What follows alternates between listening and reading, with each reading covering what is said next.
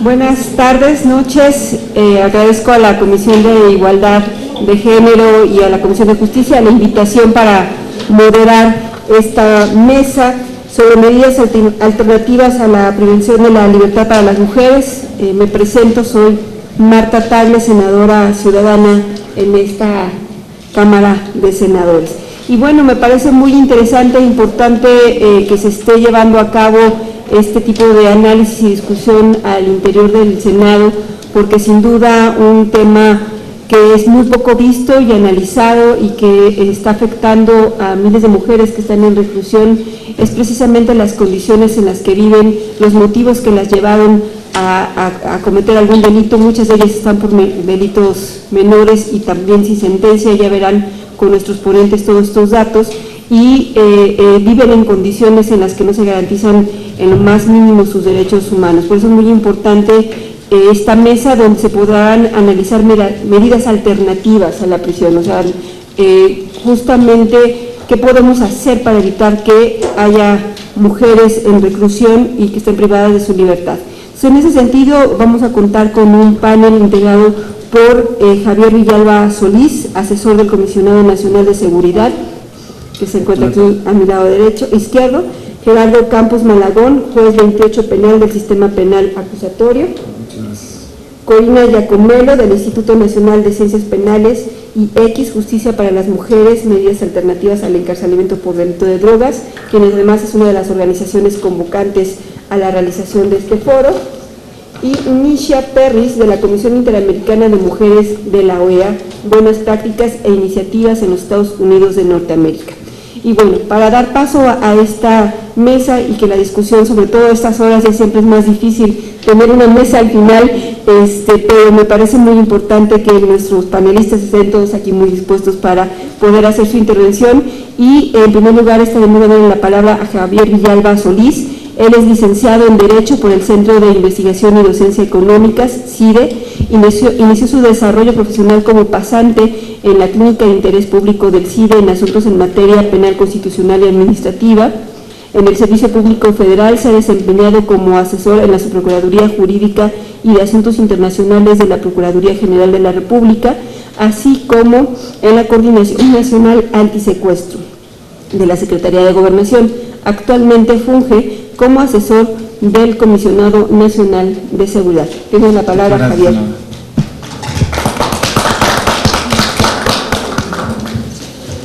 Muy buena tarde a todas y a todos ustedes. Primeramente reciban un cordial saludo de parte del licenciado Renato Soles Heredia, Comisionado Nacional de Seguridad, y de un servidor agradezco mucho la invitación y saludo con mucho gusto a las y los panelistas. Bien, inicio esta intervención primero haciendo un recuento de la participación del Gobierno de la República, concretamente la Coordinación Nacional Antisecuestro en su momento, en las mesas que se integraron aquí en este recinto legislativo el periodo ordinario pasado. Justamente durante los meses de marzo y de abril participamos con las comisiones de Justicia, Estudios Legislativos, Derechos Humanos, en esta integración de la Ley Nacional de Ejecución Penal, donde vimos y advertimos los escenarios de perspectiva de género, ¿no?, al momento de no solo de la impartición, pero también de la procuración de justicia. En este sentido, por instrucciones del entonces coordinador, hoy comisionado, hicimos un recuento de los puntos más sensibles donde pudimos advertir esta situación de condiciones o de posibles escenarios donde se pueden vulnerar los derechos humanos, concretamente de las mujeres privadas de su libertad. No podemos generar o estructurar un proyecto de legislación sin tomar en cuenta o sin partir precisamente de estos escenarios. Estos escenarios, no se pueden negar, han sido ampliamente documentados por las organizaciones de la sociedad civil, por la academia y por distintos órganos de protección de derechos humanos. Para arrojar algunos datos del órgano administrativo desconcentrado Prevención y Rehabilitación Social, actualmente más de 1,000 mujeres privadas de su libertad son madres. Hay que decirlo en este sentido y hay que apuntar la legislación también tomando en consideración estos puntos. La mayoría de las mujeres que están privadas de su libertad están siendo procesadas, porque además ese es un tema, ¿no? El número de personas procesadas en reclusión rebasa el 50%, pero la mayoría de las personas que están privadas de su libertad, las mujeres privadas de su libertad, la mayoría son procesadas por delitos contra la salud y también el número de sentencias contra las mujeres son por este tipo de delitos, lo cual, dicho sea de paso, pues contraviene incluso la pretensión que tenía en su momento la ley de narcomenudeo, ¿no? Pero como sabemos, los tabuladores que tienen pues son un poco discutibles y bueno, lejos de generar una política excarcelaria, pues criminalizamos indirectamente a las personas, no, evidentemente no nada más a las mujeres, pero sí reconociendo que pues la mayoría son, yo creo que lo abordará más adelante, que es su tema además de la doctora Diego Melo, especialmente o principalmente por las modalidades de posesión o de transporte, ¿no? Hay que reconocer, es parte del diagnóstico, quien sabe de política pública, no es mi tema, pero quien es el policy maker, ¿no? Dicen, pues no podemos partir de la política pública, uno, sin tener un diagnóstico y dos, sin generar mecanismos de evaluación o indicadores. En este punto parte de este reconocimiento de que efectivamente nos encontramos con diversas áreas de oportunidad en el sistema penitenciario, concretamente pues los grupos de vulnerabilidad y específicamente las mujeres en reclusión, ¿no? Otra estadística que me permito hacer de su conocimiento, las visitas íntimas. Esto es un tema que poco se aborda, poco se da a conocer, pero como ustedes saben, en el ámbito federal existen 2 centros federales de readaptación social que atienden, o bueno, que concentran a la población femenil en reclusión. Uno es el Ceferezo número 4 en Tepic, Nayarit, y el segundo es el Reilet en el complejo penitenciario Islas Marías. En total suman alrededor de 1,300 mujeres privadas de su libertad por delitos tanto del Fuero Común como del Fuero Federal, siendo procesadas y sentenciadas, bueno, que compurgan una pena o están siendo procesadas en estos centros. Hay que decirlo, más del 80% de la población femenil no recibe visita íntima, ¿no? Esto, digo, para ponerlo sobre la mesa en comparación con la población varonil. Incluso en otros referencias pues tenemos que en un mes tuvimos cero visitas íntimas.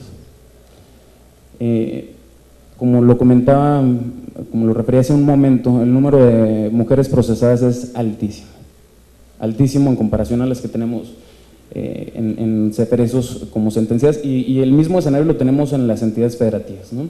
Esto parte, insisto, del diagnóstico. Para partir de este diagnóstico y de esta identificación de las áreas de oportunidad que tenemos en el sistema penitenciario, poder generar y apuntar las políticas públicas necesarias para contrarrestar esto. Efectivamente, digo, la Ley Nacional de Ejecución Penal es sumamente importante, es un primer paso, pero no nos va a resolver la problemática, y lo sabemos desde esta trinchera, y creo que tenemos que hacer ese reconocimiento. Lo tiene muy identificado el licenciado Renato Sales, quien además, me permito hacer un paréntesis. El licenciado Sales fue Procurador General de Justicia del Estado de Campeche, y durante su gestión se inauguró, bueno, se aperturó un centro de justicia para la mujer. Y esto me trae una reflexión cuando yo veía el título aquí del foro, decía el reto de la impartición, y yo creo que es un paso más adelante todavía, ¿no?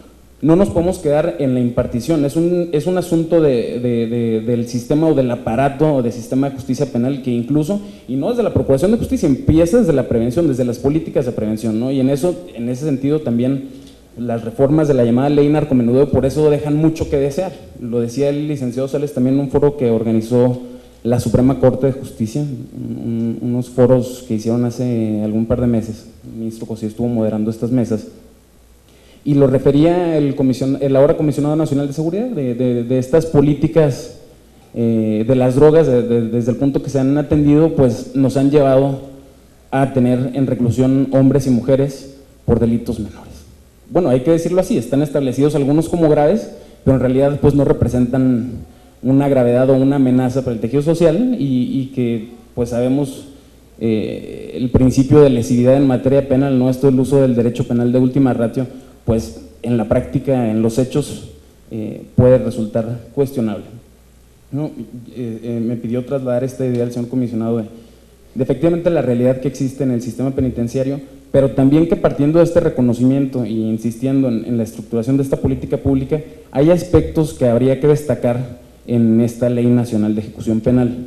Efectivamente, un tema es la perspectiva de género al momento del proceso legislativo, y concretamente, bueno, una ley que apuntala en este sentido de la privación de la libertad. Me voy a permitir relatar algunos temas que efectivamente no son exhaustivos y no nos solucionan la problemática como referí. Bueno, ya el Senado, las comisiones dictaminadoras pues tendrán trabajo en ese sentido, pero nosotros desde esta trinchera insistir en algunos temas, ¿no? Traslados involuntarios.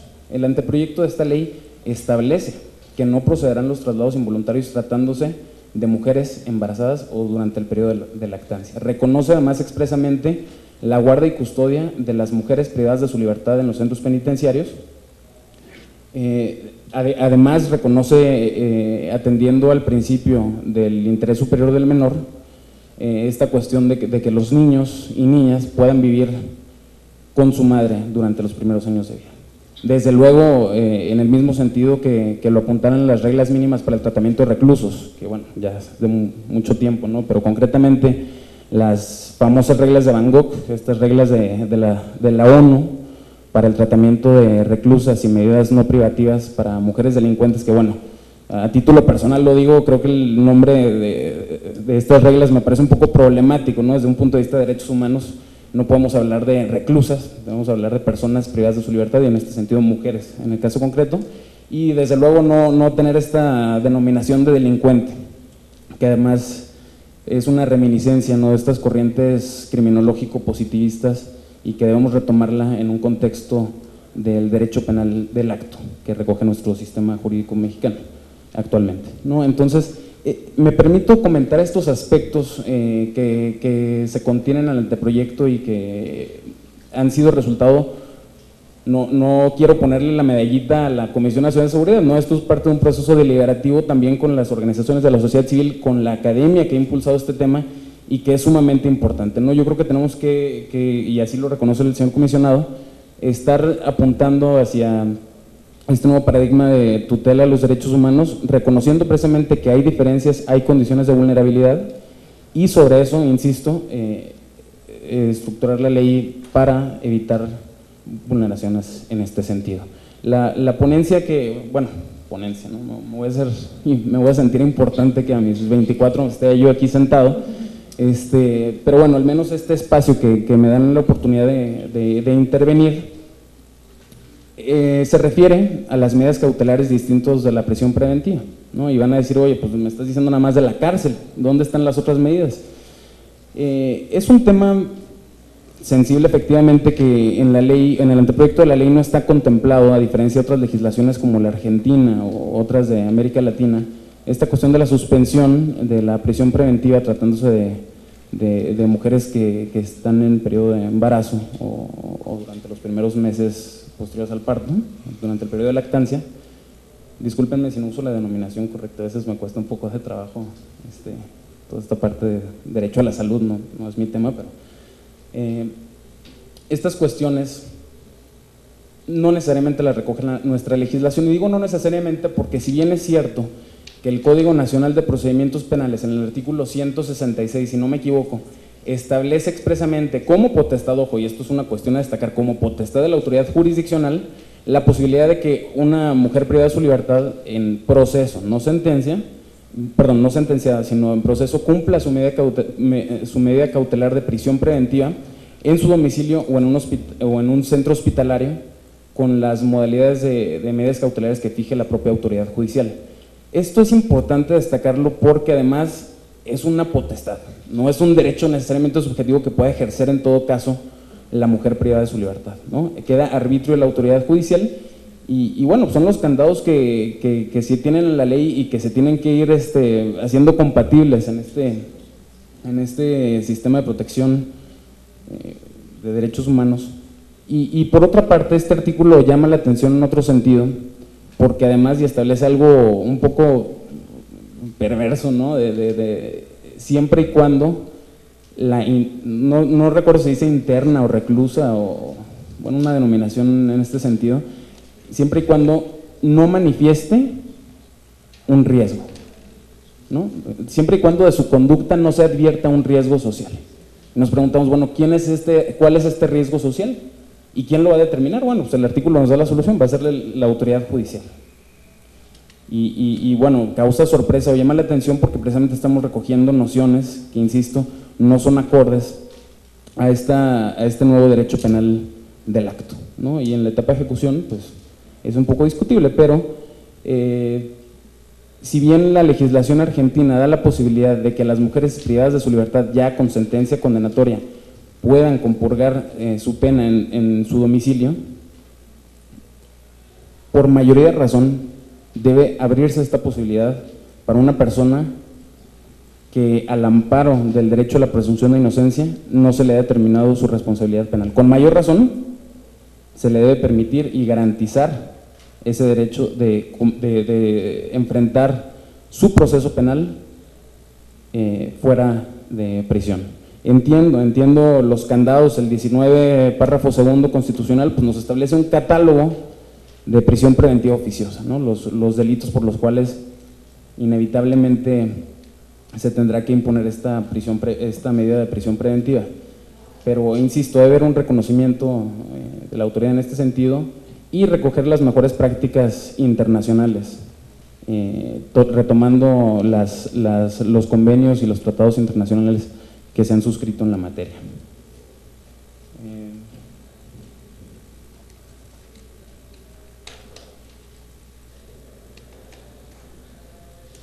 Se me olvidó un tema, ya no sé. Bueno, ya me parece que sí. Ya me dicen que un minuto, acabé antes, siempre me dicen que hablo más. Bueno, pues por mi parte sería todo. Muchas gracias y disculpen la extensión y toda esta cuestión, todo este entramado jurídico. Ya sé que no todos somos abogados aquí, pero ya recuerdo que se me olvidaba. Actualmente se está construyendo, o bueno, está por inaugurarse un centro penitenciario en el estado de Morelos, el Centro Federal de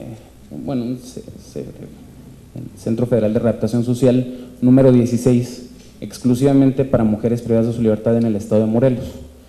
Han habido una serie de señalamientos en torno a pues la concentración de mujeres en espacios lejanos a su domicilio. No es contrario a la lógica, incluso a decir de algunas personas, contrario a la lógica del derecho previsto en el 18 constitucional de compurgar su pena en un centro más cercano a su domicilio.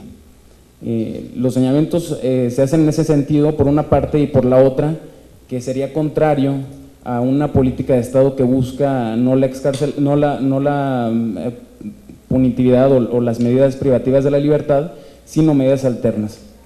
Y me parece importante rescatar este punto de un centro que se construye y se destina para albergar a 2.500 mujeres privadas de su libertad. Son más o menos los números que tenemos pensados, alrededor de 2.500 espacios, que están divididos en estancias y hogares.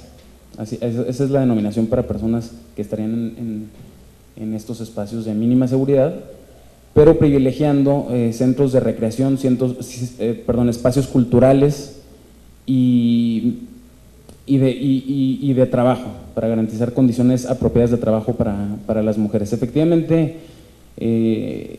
este es un centro, a decir del comisionado del órgano administrativo concentrado de prevención y readaptación social, de vanguardia en cierto sentido, porque se destinan áreas especiales de guarderías para que las madres puedan convivir con los hijos durante los primeros años, y además para que puedan dejarlos en dado caso cuando se integren en labores que se aperturen en el centro, ¿no?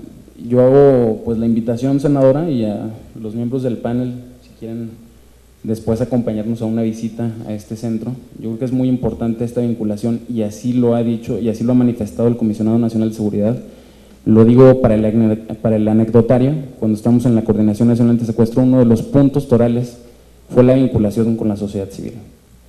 No hay estrategia de gobierno, y así lo señala el señor comisionado, que funcione sin tener este acompañamiento muy importante en evidenciar las condiciones estructurales que se vive en nuestro país y específicamente en el tema que nos ocupa, los centros penitenciarios. Entonces, en este sentido, pues la más cordial invitación a este lugar. Ya sería ponernos de acuerdo nada más con fechas y demás para poder visitar el centro. Muchas gracias.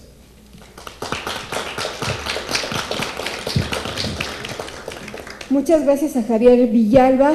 Y ahora, para hablar de los retos en el Poder Judicial para la aplicación de medidas alternativas a la privación de la libertad, le corresponde el turno al doctor Gerardo Campos Malagón.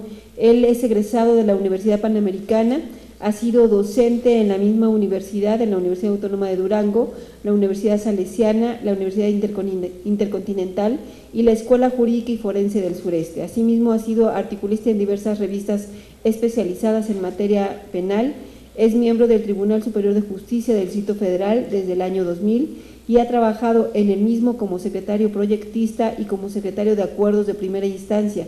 Actualmente se desempeña como juez del 45º penal del tribunal. Tiene usted la palabra, doctor Campos Malagón. Muchas gracias. Muy buenas tardes, noches ya. Un agradecimiento a todos los panelistas, señora senadora. El señor presidente del Tribunal Superior de Justicia del Distrito Federal les manda un afectuoso saludo, de la misma forma la maestra Marielena Lugo Castillo, y me han pedido que hable con ustedes en relación a los retos de la impartición de justicia del Tribunal Superior de Justicia del Distrito Federal.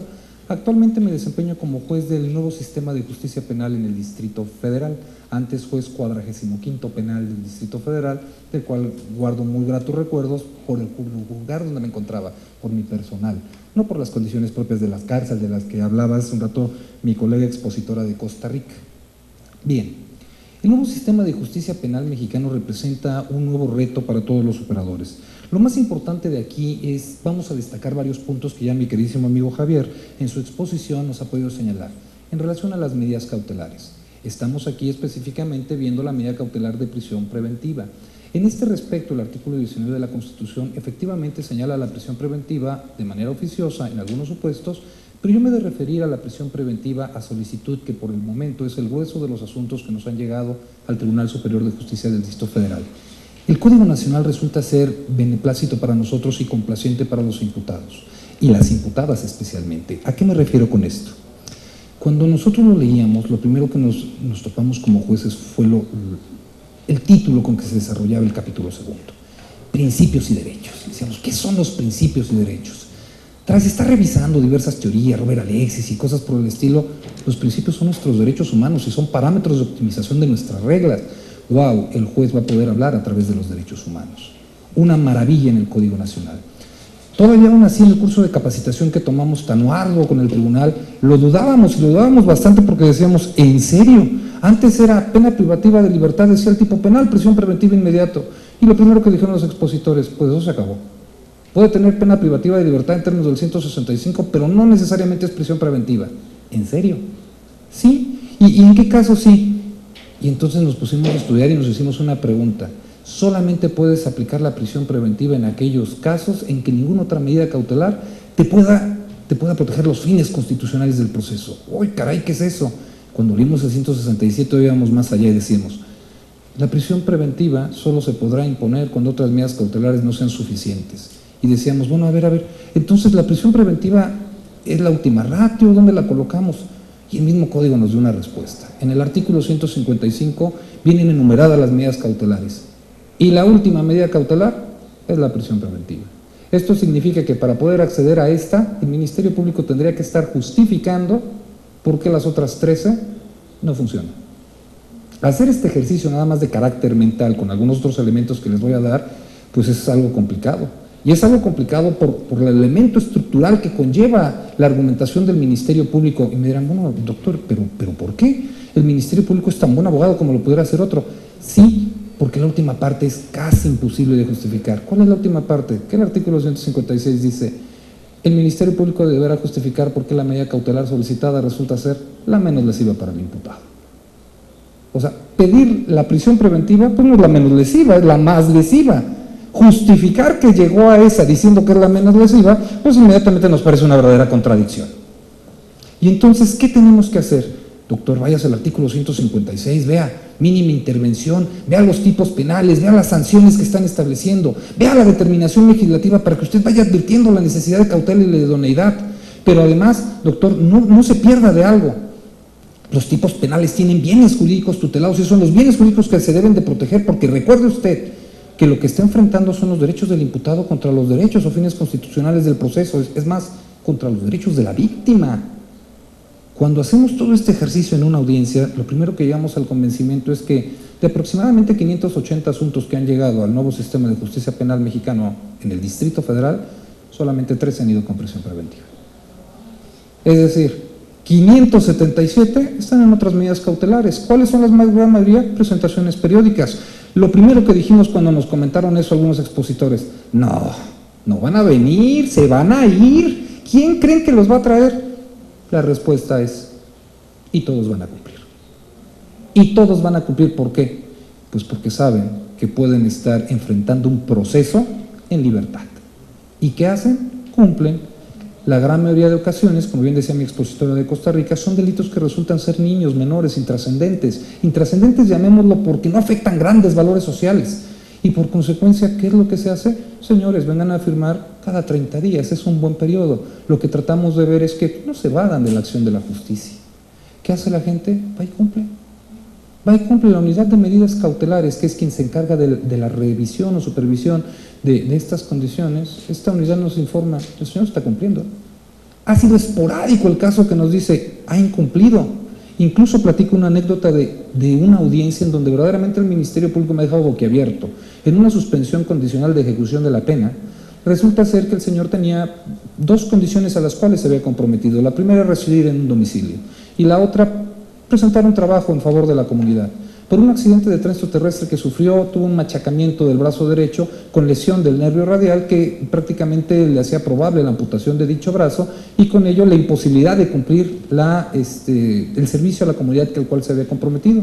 El Ministerio Público, tras ser informado, lo primero que hizo fue documentarse si el expediente médico decía eso, y efectivamente lo decía. Cuando solicitan la audiencia y nos llaman, lo primero que dije, pues va a solicitar el cambio, seguramente el Ministerio Público. Llegó el Ministerio Público y dijo, ante la imposibilidad de que el señor pueda cumplir a lo que se había comprometido, pero está cumpliendo con la otra medida, señor juez, solicito que le retire esa condición, no obstante que él se haya comprometido. Y retíresela porque su incumplimiento no es voluntario, es una cuestión médica. Señor defensor, ¿qué tiene que decir? Yo estoy de acuerdo con el Ministerio Público, inmediatamente, pero sí, señor juez, ¿usted qué va a decir? Que me parece razonable la petición. Como ustedes podrán ver, este nuevo sistema de medidas cautelares que llevamos en el Código Nacional de Procedimientos Penales, lo primero que nos establece es que para llegar a la prisión preventiva solicitud, bueno, es complicado y lo que le sigue. Los argumentos que tuviera que esgrimir el Ministerio Público pasan más allá de, es que tiene 10 ingresos anteriores a prisión. Muy bien, Ministerio Público, ¿cómo sostiene tal afirmación? Es que fíjese que traigo un oficio donde trae el nombre que dice tiene 10 ingresos anteriores a prisión. Sí, señor Ministerio Público, pero esos oficios se buscan por nombre y por tanto pueden ser homonimias. Este no es el momento determinado como para hacer esas circunstancias. Incluso traigo sentencias condenatorias de 5 asuntos. ¿Y cómo las localizaron? Pues las buscamos por nombre. Pues pueden ser homonimias, ¿no? Por caso mexicano, ¿cuántos Pedro Hernández López puede haber? Bueno, puede haber una cantidad impresionante, ¿no? Digo, los que hemos estado en el sistema anterior, había veces que nos ponían a gente a disposición que decías, oye, pero este es un orden de aprehensión, fue hace 20 años el asunto, ¿sí? ¿Qué edad tiene el muchachito que detuvieron? 22 años, por el amor de Dios, este no es. Es una homonimia, es el mismo nombre. Entonces, ¿saben qué? Pues vámonos de la situación jurídica y vamos, el señor no es, tenía 2 años cuando cometió el hecho considerado como delictivo o el delito, ¿no? Esta es una de las primeras perspectivas que ustedes podrán ver, que con esto se evita que las personas lleguen directamente a la prisión preventiva cuando son estas circunstancias de prisión preventiva solicitud. De la misma forma, ahora me voy a referir también a lo que dijo la expositora, pero no como procedimiento abreviado, sino las soluciones alternas. También estas soluciones alternas resultan ser bastante complacientes para ellos y para nosotros, pues se les pone a prueba en una suspensión condicional del proceso de prueba y se puede comprometer a determinadas condiciones y no pisar la cárcel, ¿Qué quiere decir? Que el Estado le está dando una oportunidad para que se porte, llamémoslo bien, para que se porte bien y compruebe la necesidad que tiene de vivir en una sociedad en donde pueda desarrollarse libremente. Oiga, ¿y no le queda antecedente penal? Claro que no le queda antecedente penal.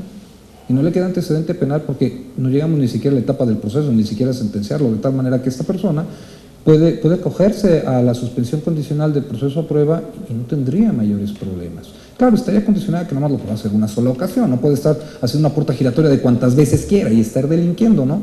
Pero si me preguntan, oiga doctor, ¿y en la experiencia cuántos asuntos se han solucionado así? Bueno, pues aquí venimos a lo que decían mis colegas anteriores, es que resulta ser que en la misma audiencia inicial donde resolvemos la situación jurídica, hasta en la misma audiencia inicial solicitan la suspensión condicional del proceso a prueba. Es decir, oye, ¿están terminando los asuntos en un solo día? No, no en un solo día, los estamos terminando en 3 horas. Oiga, pero eso significa que se le da la oportunidad. ¿Sí se le da la oportunidad? Bien, entonces las soluciones podrían ser otro. Sí, un poco más delicado, y esto es una cuestión que nos complace mucho a los jueces, esto de que deseamos de los derechos humanos, es lo siguiente: hemos ya observado que podemos tener delitos donde hay una perspectiva de género, donde la mujer precisamente puede ser la imputada, pero que tenga una perspectiva de género ahí, es decir, alguna persona que durante toda su vida fue violentada por quien a la postre priva de la vida y se advierte que necesariamente después de 10, 15 años era vejada, golpeada, violada, maltratada y demás, y en un momento de descontrol puede ordenársele al agente del Ministerio Público que la investigación complementaria, es decir, que la investigación la continúe, pero con perspectiva de género, es decir, señalando que investigue específicamente todos los datos que ella ha proporcionado, de tal manera que podamos advertir, y si quieren en juicio o hasta antes, o el Ministerio Público si así lo decide, que pudiera haber una no exigibilidad de otra conducta. ¿Qué podríamos exigirle? Me referencio otra vez a mi colega de Costa Rica. ¿Qué podríamos exigirle a una mujer que se encuentra bajo todas esas condiciones? ¿Que se comporte de una manera normal? Por favor, no está en condiciones normales. Por tanto, las investigaciones que puede realizar el Ministerio Público no son las mismas condiciones que realizara para cualquier otro delito. Se le puede pedir, se le puede ordenar, porque estamos en protección ¿de qué? De un derecho humano. Decía mi queridísimo amigo Javier, bueno, es que la presunción de inocencia, esto es presunción de inocencia también para ella. Poder hacer una investigación con perspectiva de género donde pudiera, en todo caso, la gente del Ministerio Público desarrollar tales actos de investigación y en un momento determinado verificar si acusa y las razones por las cuales no lo da o no lo hace, efectivamente, creo que esto se puede hacer. Ahora bien, solamente que me gustaría hacer una aclaración que decía hace un momento mi amigo Javier en términos de ese artículo 166 cuando habla de las mujeres embarazadas. Este artículo es bien enfático, y bien enfático porque habla de prisión preventiva. Pero fíjense, dice cuando las mujeres embarazadas, bla, bla, bla, podrá cambiarse la prisión preventiva por un arraigo domiciliario. Si yo veo el artículo 155, el arraigo domiciliario es la medida cautelar número 13. Significa que, ¿qué tendría que pasar? Pues lo mismo que para llegar a la 14, tendrían que justificar por qué todas las otras no son suficientes. Ustedes me dicen, ¿en su experiencia le han podido justificar? No. Por eso van a ver cuántas prisiones preventivas hay, porque en el 99.99% de los casos esto no se ha podido justificar. Por último, yo espero que todavía tengo un poco de tiempo. Tengo 2 minutos, en 2 minutos lo hago. Por último, fíjense que es muy importante este concepto del artículo 2 del Código Nacional cuando habla de que el proceso penal lo que busca es la armonía social y restaurar, o mejor dicho, solucionar el conflicto que existe entre las personas que son intervinientes. Por consecuencia, este nuevo sistema de justicia penal no busca indefectiblemente que se llegue a la sanción. Al contrario, el principio de legalidad que inspiraba el sistema mixto que teníamos, ese principio de legalidad se encuentra ahora contrapuesto al principio de oportunidad, de donde derivan todos los criterios de oportunidad, las soluciones alternas, el procedimiento abreviado y algunos otros mecanismos que están por ahí, que si me dicen qué es lo que permite reconstituir de una u otra manera el tejido social que se va desmembrando. ¿Por qué? Porque hay la posibilidad de que en un momento determinado de cierta conflictiva pueden enviarse las personas a la justicia alternativa y que entre ellos mismos puedan solucionar el conflicto delante de un mediador y un conciliador y con ello no seguir el drama penal. Los problemas que enfrentamos básicamente los operadores del nuevo sistema de justicia penal en relación a algunos puntos, sí son problemas muy de carácter cultural que no hemos podido reproducir la capacitación necesaria, pero que estamos en ese paso para que en todo caso la prisión preventiva, que se supone que debe ser una excepción y que va a ser una excepción, pueda descomprimir poco a poco los sistemas penitenciarios y con ello podamos tener más gente gozando de su libertad y sobre todo confiando en la palabra que creo que todo mundo podemos establecer que la tiene. Muchas gracias.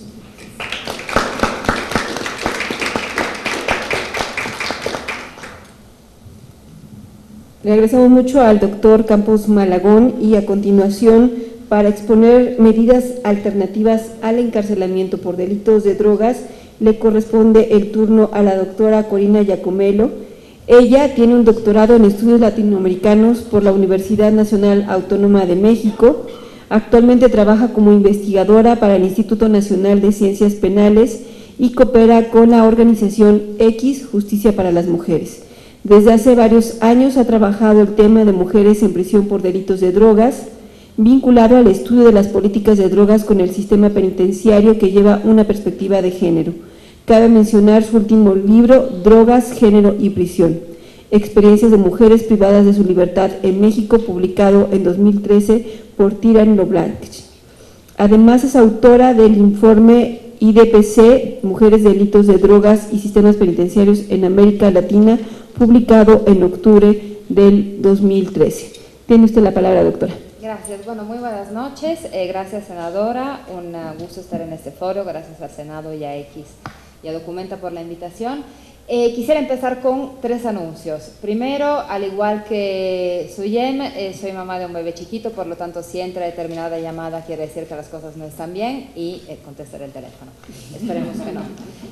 Segundo, extrañadamente no voy a hablar de mujeres en prisión por delitos de drogas en esta ocasión, cosa que siempre hago, pero sí lo haré mañana, en otro foro a los cuales, y es el último anuncio, me permito invitarles. El foro está organizado por su servidora y el Tribunal Electoral del Poder Judicial de la Federación. Van a estar Suyem, va a estar Nisha, va a estar Luciano, va a estar Elena Saola, van a estar muchas personas. El enfoque es el de mujeres privadas de la libertad y derechos políticos, un enfoque bastante novedoso. Ojalá, Javier, puedas acompañarnos para tener también esa mirada, y tendrá lugar en el Tribunal Electoral, cuya sede se encuentra en Carlota Armero, Eje 3 pasando Santana. Ojalá puedan asistir, estaría padrísimo. Y ahí sí voy a hablar de mujeres en prisión por delitos de drogas. Bueno, el tema, en cambio, de esta intervención es el de alternativas a la persecución penal y al encarcelamiento por delitos de drogas. Y después Nisha justamente lo va a aterrizar al tema de mujeres.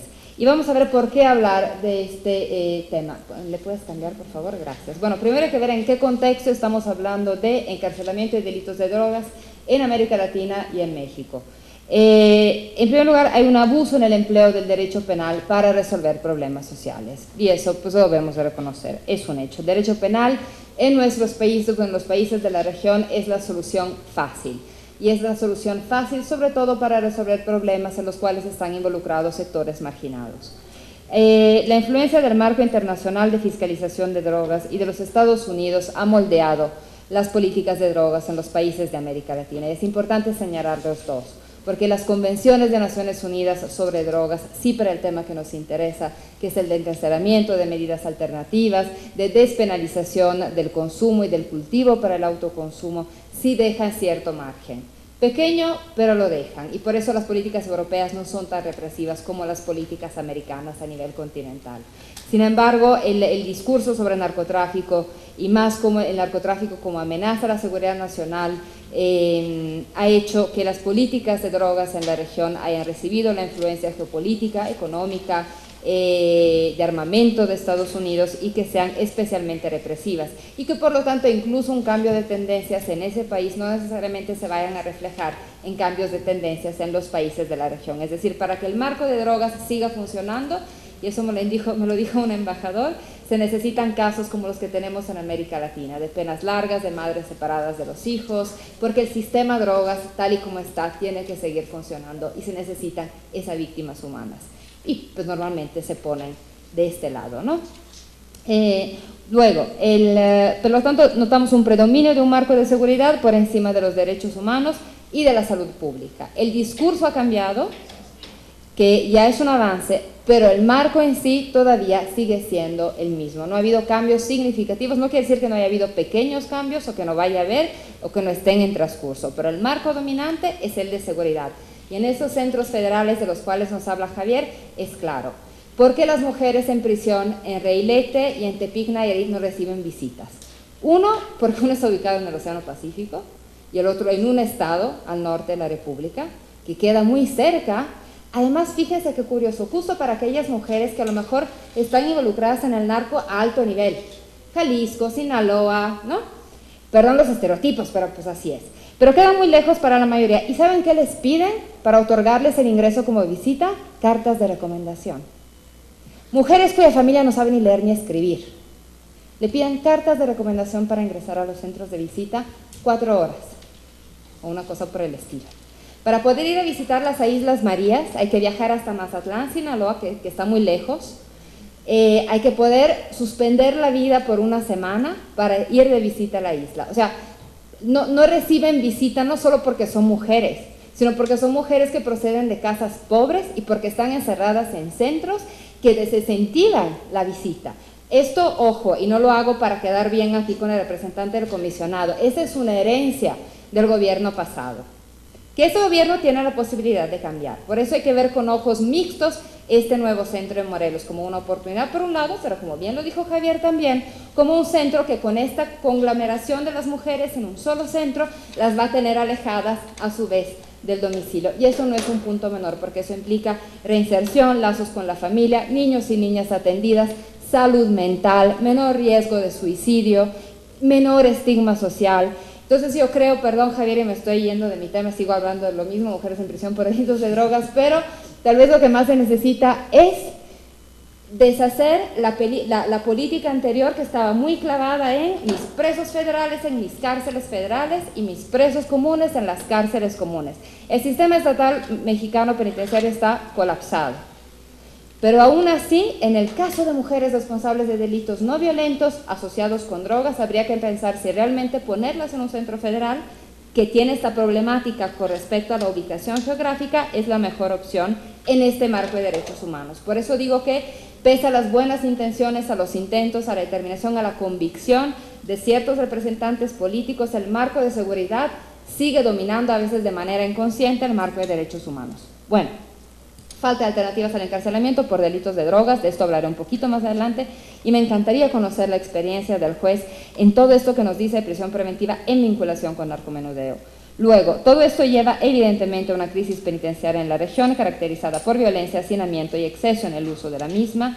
Y finalmente, todo este debate de alternativas al encarcelamiento por delitos de drogas se enmarca también en un debate de cuestionamiento a las políticas de drogas y a la influencia de Estados Unidos y del marco internacional por parte de los países de América Latina. Entre los líderes, por supuesto, Guatemala, cuando todavía tenía presidente, Uruguay, México, Felipe Calderón al final de su mandato, Colombia, por supuesto, pero miren qué extraño. Cuando se habla de regulación, de debate, de cannabis, todos los ojos están ahí, todos los focos, los reflectores, los aplausos. Cuando Costa Rica hace lo que hace, ¿quién se entera? Nadie. Y esa es una política de drogas con rostro humano.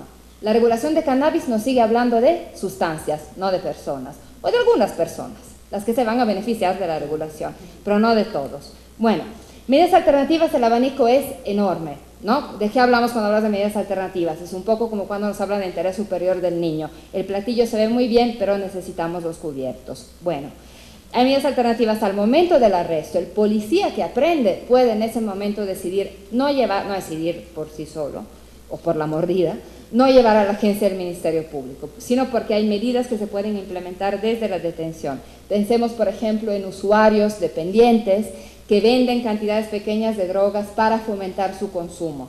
Abrir un proceso penal en ese caso, dejemos que vaya en contra de una visión de salud pública, todo un tema de cuestiones violatorias, pero es un desgaste de recursos humanos, de recursos económicos, de papeleo, porque sí, el sistema ya va a ser oral, pero el papeleo ahí se va a quedar. Entonces, desde el momento de la detención puede haber medidas alternativas. En la presentación ante el Ministerio Público, antes de la imposición de la prisión preventiva, como bien ya lo señalaba el juez, hay un montón de medidas que se pueden aplicar.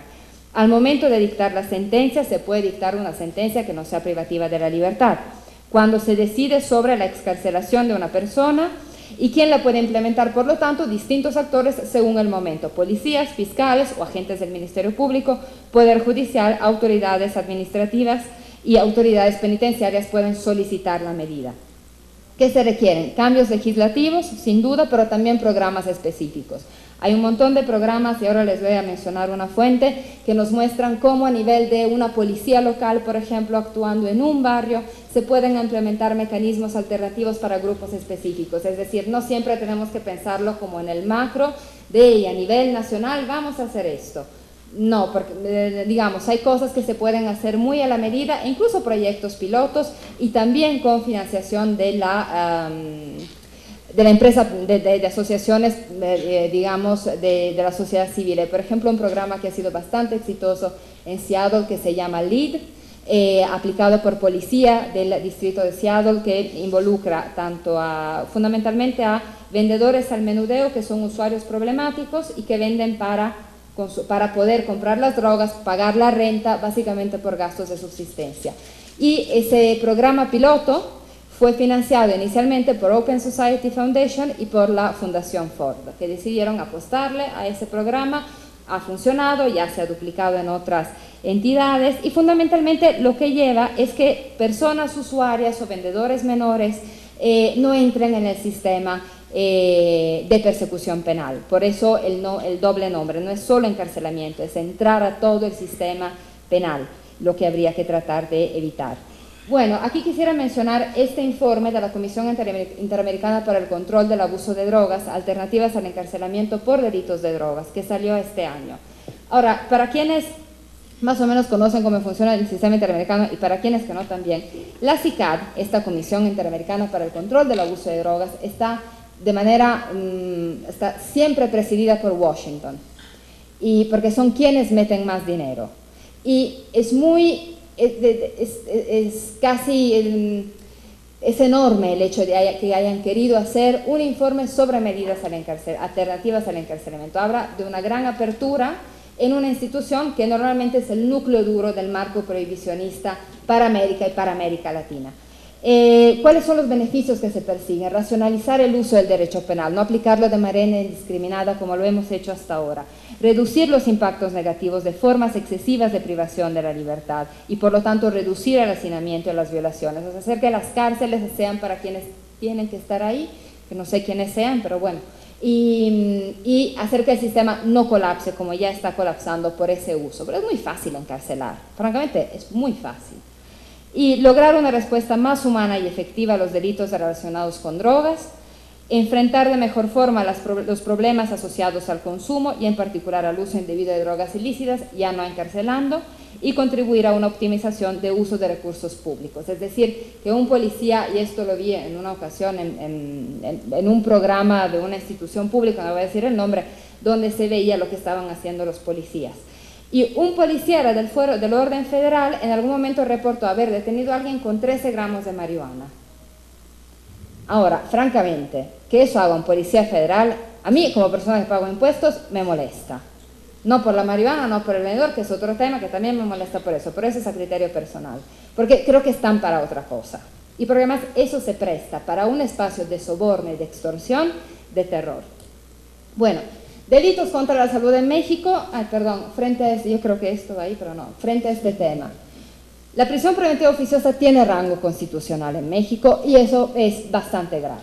Es un lastre la prisión preventiva oficiosa y que esté a rango constitucional también lo es.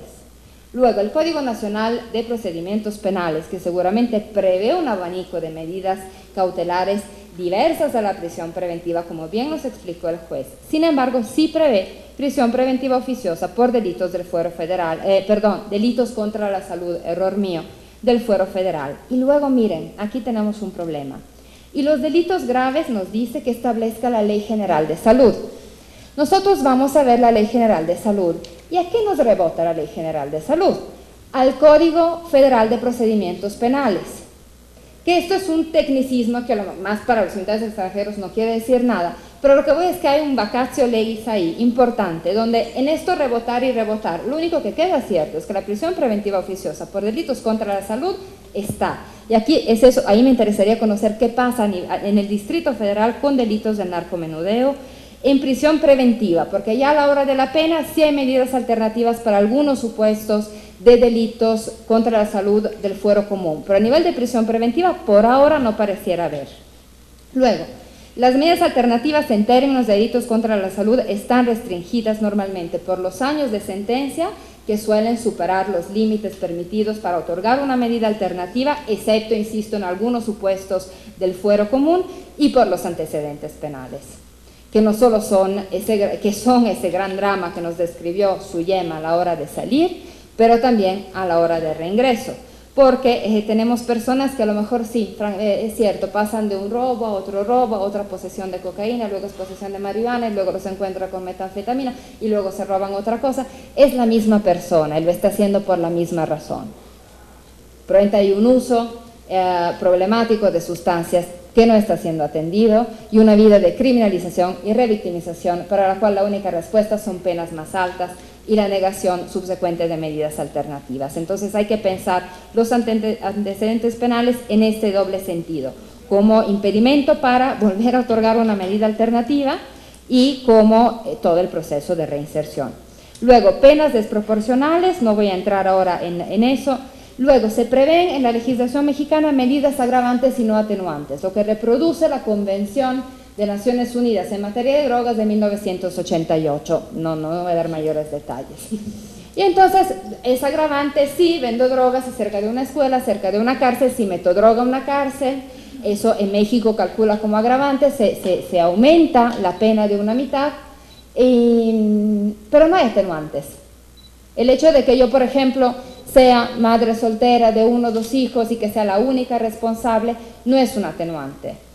O el hecho de que yo asuma, aquí estoy pensando en directrices para delitos de drogas de Inglaterra, el hecho de que yo asuma la responsabilidad del delito, tampoco. Entonces, eso nos falta también. Y luego, que ya lo mencionaba Javier cuando nos hablaba de los umbrales que se permiten en México para la posesión, para el consumo, ha llevado a nombrar la legislación mexicana en la materia como despenalización imperfecta, es decir, la posesión para consumo personal en México no es delito, pero las cantidades son tan bajas que un policía federal termina deteniendo a alguien por 13 gramos de marihuana. Entonces, ustedes me dirán. Luego, ¿qué se necesita? Evidentemente, reducir obstáculos para tener medidas alternativas por delitos contra la salud en todos los supuestos, no solo locales, sino solo en ciertos supuestos locales. Eliminar la prisión preventiva oficiosa. Y esa es una tarea legislativa. Aprovechar espacios también, y aquí me refiero al principio de oportunidad que está previsto también en el Código Nacional, pero que por ciertas características de nueva cuenta no aplica para delitos contra la salud. Podría aplicar para algunos supuestos de nivel local, porque tienen que ser delitos que no tengan una pena mayor de 5 años, pero creo que no privativa, ¿verdad? Sí, no privativa o no mayor a los 5 años, entonces puede aplicar, pero miren nada más, se puede aplicar el principio de oportunidad, salvo que, si se trata de delitos de contenido patrimonial cometidos sin violencia, siempre que el imputado no hubiera actuado en estado de ebriedad, bajo el influjo de narcóticos o de cualquier otra sustancia que produzca efectos similares. Todo al revés. Normalmente, el estar bajo el influjo de sustancias es una, ¿cómo se dice?, excusante o exculpante, las dos cosas. No, no es atenuante, te quita la responsabilidad penal, eso, te exime. Y aquí no, te quita que te eximan. Okay. Entonces, digamos, se puede, que bien, está muy bien, pero hay espacio para mejoras. Luego, cumplir con el marco de la reforma en materia de derechos humanos. Y aquí me refiero al tema de los jueces y juezas, de lo que vimos en la mañana, ¿no? Un poco lo que nos decía Luis Alberto para quienes estuvieran. A la hora de aplicar sentencias agravantes, de tomar en cuenta las pruebas de los policías, todas las de la ley. Pero a la hora tal vez de inaplicar leyes, ¿qué pasa? ¿Ustedes han leído alguna vez una sentencia que diga inaplico el artículo 19, el de prisión preventiva oficiosa? Yo no. Tal vez no hay quien aplicar ese en especial, pero lo que voy es también el Poder Judicial, y esto lo digo desde mi modesta experiencia revisando sentencias, puede hacer más, y no es que solo puede, es que tiene, porque es oficioso, no es que nos hacen un favor, lo tienen que hacer. Luego, ¿cuáles serían algunos principios para pensar en medidas alternativas no solo por delitos de drogas, pero bueno, es el tema que nos convoca en mi intervención y en la de Nisha? Enfoques diferenciales, no pueden ser las mismas medidas para todos y todas. Perspectiva de género, y a ratito les doy un ejemplo. Principio de no discriminación, es decir, si se toman medidas específicas para mujeres, como el caso de Costa Rica, esa es una acción afirmativa, es decir, porque nunca falta el que diga, pero ¿por qué las mujeres y los hombres no? Por supuesto que hay que ampliar los derechos humanos para todos, pero si notamos que hay un perfil, y en México el perfil de introductoras a centros de reclusión es el mismo, es un delito con rostro de mujer y tienen incluso un nombre bastante sugestivo, aguacateras, porque el bultito de droga que se insertan en la vagina probablemente se parece a un aguacate. Entonces, tener en cuenta el principio de no discriminación para tener medidas específicas para grupos específicos. Luego, la medida alternativa no puede ser una manera de castigar más. Y mientras no nos quitemos de la cabeza esa idea de la mujer delincuente o del hombre delincuente lombrosiano, un poco ese riesgo corre. Un poco corremos ese riesgo. Evidentemente, no de privar, o sea, no se puede hacer algo más que privar de la libertad y en las condiciones carcelarias que tenemos. Pero donde al otorgar una medida alternativa se les pongan tantos condicionantes o ciertas condiciones que casi empujo a la persona a volver a delinquir o la pongo en situaciones muy difíciles. Voy a presentar dos casos hipotéticos. El primero, supongamos en una mujer que es parte de un grupo familiar que se dedica a la venta de droga. Encarcelan al marido, encarcelan al tío, encarcelan al cuñado. Ella es la que queda al frente del punto de venta. En su casa se almacena y se vende la droga. Y la agarran, ella también se va presa. Le dan como medida alternativa arresto domiciliario. Usted, señora, se queda en su casita y desde ahí cuida, crece, alimenta, viste, manda a la escuela a sus 4 hijos. Pero no puede salir. ¿Qué va a hacer? Vender droga. Y luego la pena, la vuelven a agarrar y la pena va a ser evidentemente más alta y, uy, te portaste mal y no aprovechaste la oportunidad que te dimos, porque ese discurso existe. No es un beneficio que el juez le hace a la inculpada la medida alternativa, no es un acto de generosidad, no es Dios que perdona un pecado. Es un ciudadano, servidor público, aplicando el derecho. Punto. Bueno, segundo caso hipotético que es basado en un caso real, no es muy hipotético. Una mujer sentenciada por secuestro es madre también de 4 hijos y es la única proveedora económica. Ya está sentenciada, trata una sentencia muy larga. Desde hace 12 años trabaja en la cárcel donde está recluida en un taller de costura y de eso mantiene a sus hijos. Entonces un día una jueza decide otorgarle la libertad preparatoria como beneficio, ¿no?, que es el término que se usa aquí, y pone una serie de condiciones para que esa mujer pueda gozar de ese beneficio. ¿Y cuáles son? Ingresar al centro carcelario los días sábados y domingos de 8 a 19, o sea, fines de semana en la cárcel, ok. No consumir sustancias psicoactivas, razonable, observar buen comportamiento, trabajar de tiempo completo en un taller de costura, completar la secundaria, participar en el programa de tratamiento preliberacional, asistir a las sesiones de apoyo de una asociación civil para mujeres. Yo no sé si el día de esta señora duraba más de 24 horas o la semana más de 7 días, pero si su día y su semana eran normales, yo no sé ni a qué hora cuidaba a sus hijos, que es parte del tema que tienen las mujeres en la cabeza y por las que terminan en la cárcel y por las que hay que sacarlas. Y yo no sé en qué momento hacía todo, francamente. Trabajo de tiempo completo, completar la secundaria, charlas y el fin de semana en reclusión.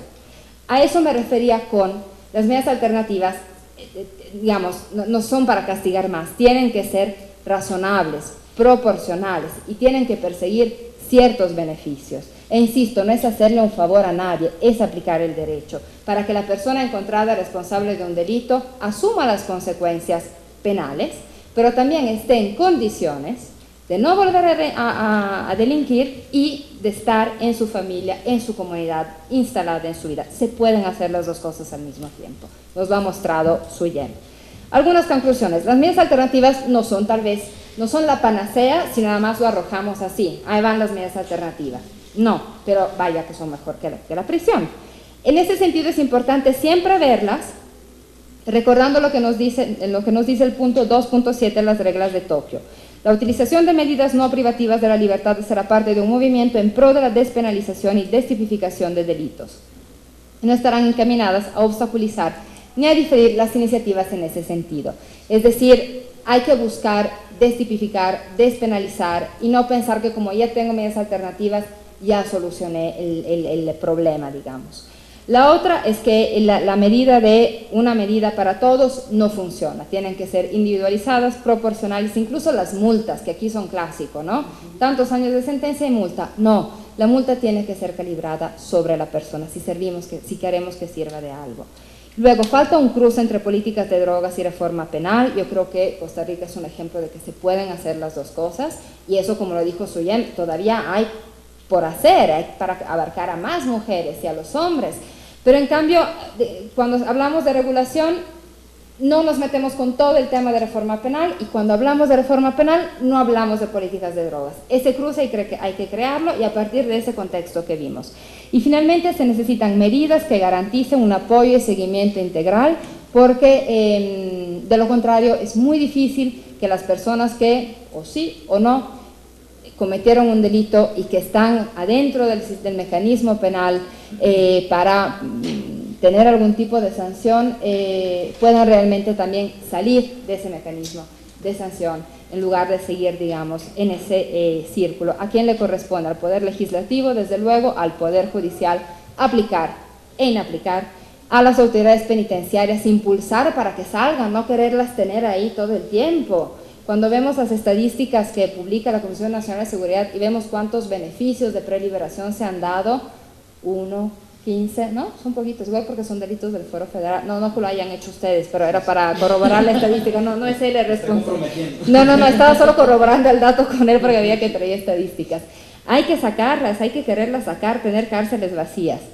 Y luego, sociedad civil y empresa privada, desde luego, pero hay que darles la entrada. Institutos de las mujeres y centros de justicia. A veces, no puedo hablar ni por todos los institutos, ni me faltaría más, pero a veces hay como una reticencia desde las instituciones que trabajan mujeres a meterse como mujeres presas, ¿no? Como si, y esas quienes son, no sé de qué depende, pero no se meten. Y la otra, y creo que Luciano nos lo dejó muy claro, Suyem, todos los videos, las fotos, instituciones responsables de la niñez tienen que ser parte del acompañamiento para dar seguimiento a los casos de hijos e hijas con padres y madres encarceladas, y que realmente estén ahí en la posibilidad de ir, y también explicar qué tipo de medida alternativa es sensata para una mujer o para un hombre que va a salir de la cárcel y regresar al seno de su familia y a ocuparse de sus hijos e hijas. Listo. Gracias.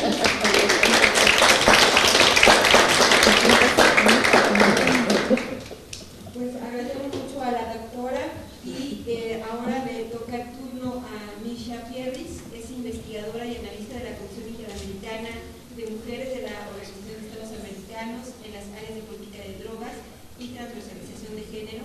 Anteriormente se desempeñó como consultora en la Comisión Interamericana, ya me escuchan, en la Comisión Interamericana para el Control de Abusos de Drogas, y ha trabajado para promover diferentes alternativas al encarcelamiento relacionado con crímenes de drogas.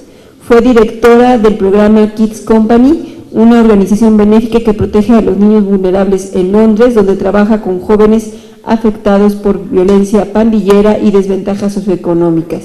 Obtuvo una licenciatura en la Universidad de Cambridge en Lenguas Modernas y una maestría en la Universidad College de Londres en Estudios Latinoamericanos. También es autora de la reciente publicación de la CIM-OEA, Mujeres y Drogas en las Américas, un diagnóstico de política en construcción. Misha, por favor. Muchas gracias, senadora. Muy buenas noches. Gracias al Senado, a X, para esta invitación. Voy a empezar. Creo que ya tenemos el contexto general. En el transcurso del día aprendimos de los perfiles de las mujeres que están encarceladas por delitos de drogas. Es un tema que voy investigando desde 2013 con la Comisión Interamericana de Mujeres. He tenido la suerte de conocer a Corina, y hay muchos colegas aquí que vamos a encontrarnos mañana, y quiero compartir hoy un proyecto que estamos realizando, y espero destacar con este proyecto la necesidad urgente de medidas alternativas al encarcelamiento para la población de mujeres encarceladas por delitos de drogas. Sabemos entonces que las mujeres en las Américas están siendo encarceladas por delitos menores y no violentos relacionados con drogas a un ritmo alarmante. En Argentina, Brasil y Costa Rica, más de 60% de la población carcelaria femenina está por drogas. Creo que en Costa Rica supera al 70%, ¿no? ¿Verdad? Sí. Y en Ecuador esta cifra supera a 80%. No tengo el dato exacto de México, pero en el CIDE dice que 80% en cárceles federales, no sé si... Sí. Y la población carcelaria en América Latina total ha crecido también, aumentando hasta un 130% entre 2004 y 2013 para los hombres y las mujeres en conjunto.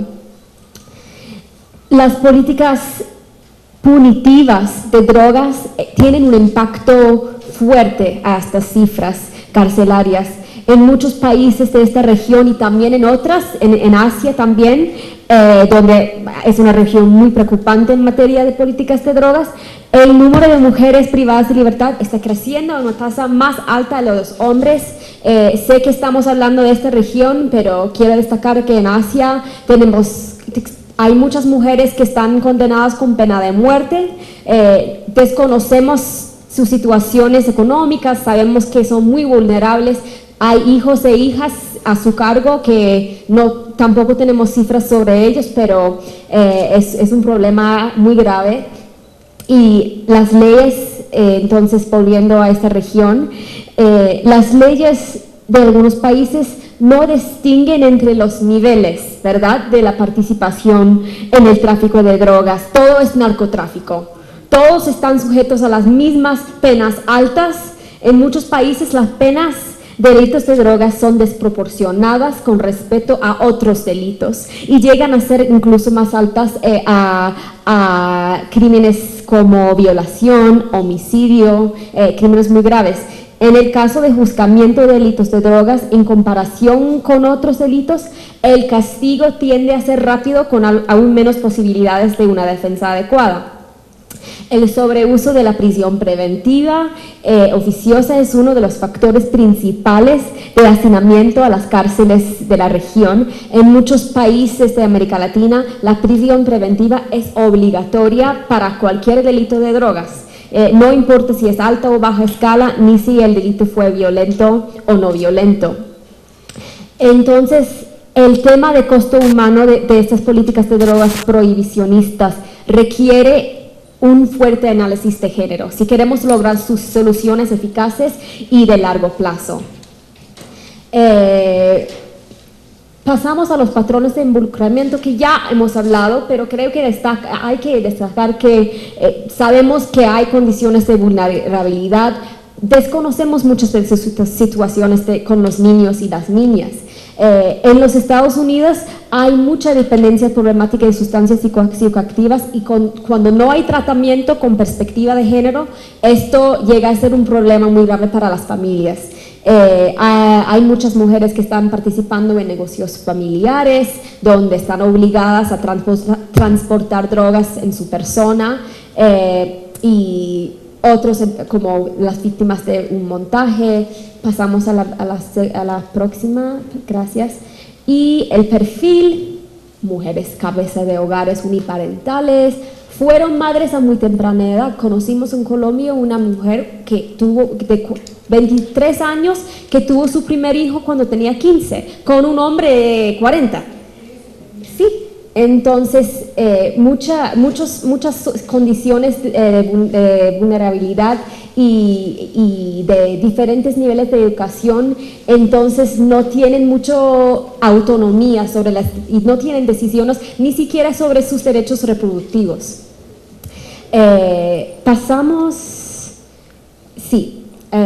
Quiero destacar que además hay que tener en cuenta que hay las pertenecientes a pueblos indígenas y minorías étnicas tienen más probabilidades aún de ser detenidas, procesadas y condenadas. Y una cifra en los Estados Unidos, las mujeres afroamericanas tienen 7 veces más probabilidades de ser encarceladas que las mujeres blancas. Ahora voy a pasar, quedamos con esta. Les voy a contar un poco, no tenemos mucho tiempo, podemos hablar después y les comunico con quienes estamos participando. Somos un equipo grande que estamos coordinando el proyecto Mujeres política de drogas y encarcelamiento, promoviendo políticas más eficaces y humanas. Es un proyecto colaborativo de un grupo de entidades, y para algunas actividades hemos convocado un grupo de trabajo con quien estamos Guillermo, Isa, estamos Corina, y vamos a publicar a fin de año. Lamentablemente no lo tenemos todavía, está en proceso. Es una guía para las reformas de políticas de drogas. ¿Y cuál es el objetivo principal de esta guía? Es para gestoras y gestores de políticas públicas, para reducir la población femenina privada de libertad en la región.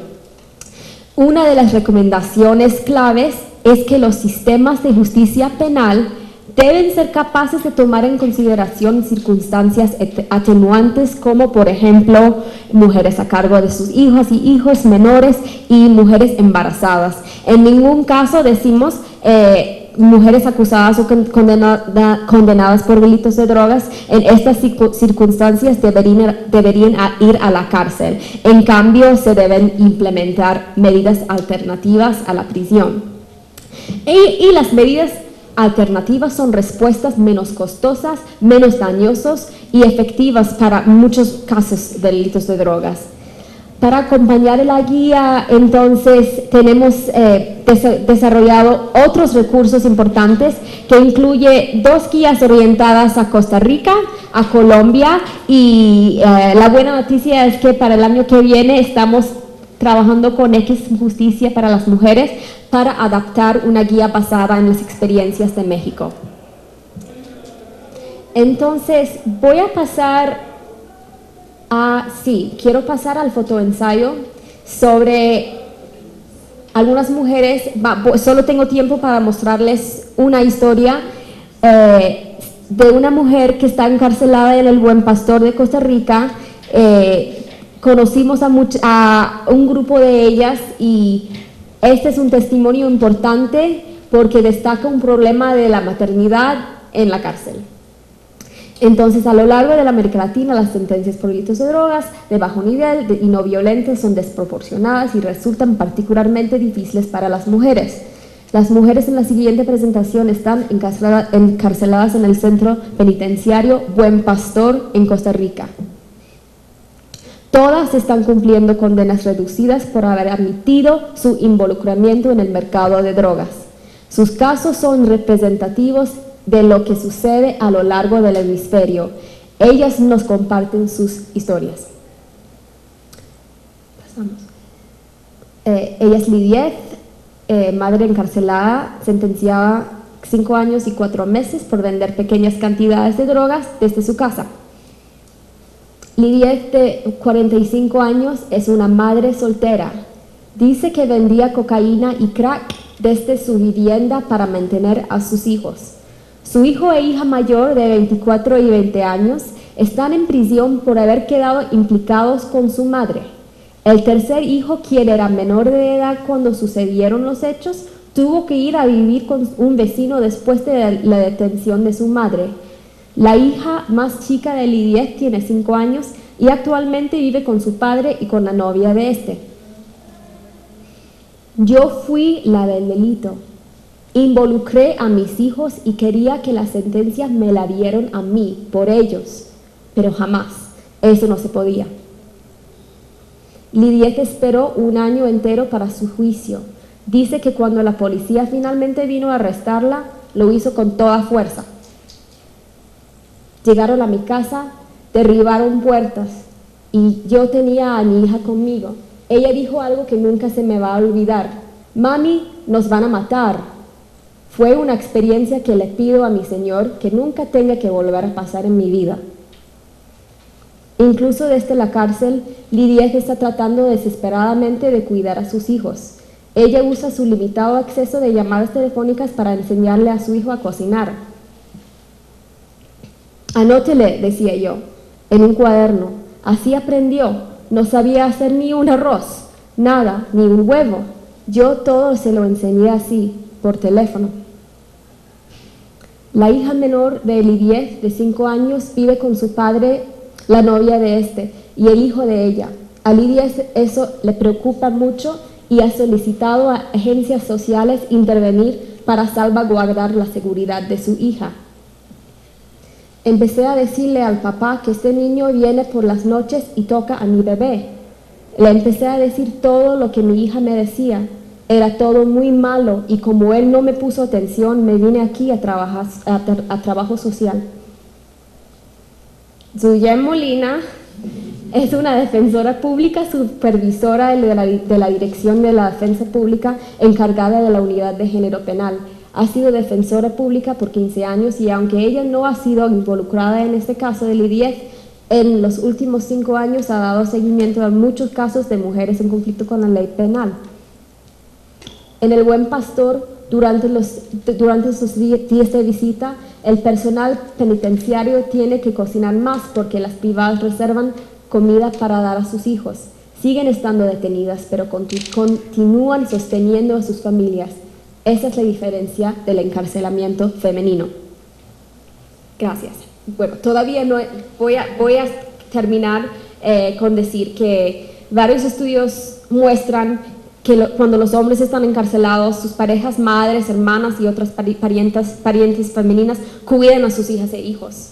Sin embargo, cuando las mujeres están encarceladas, el padre no tiende a cumplir este mismo papel de cuidador principal. Es un gran drama para las mujeres buscar a alguien de confianza, como vemos en este ensayo, quien cuida a sus hijos y no dejan de desempeñar el rol de madre dentro de la cárcel, tal como demuestran las fotos. ¿Cómo voy de tiempo? ¿Tengo un poquito más tiempo?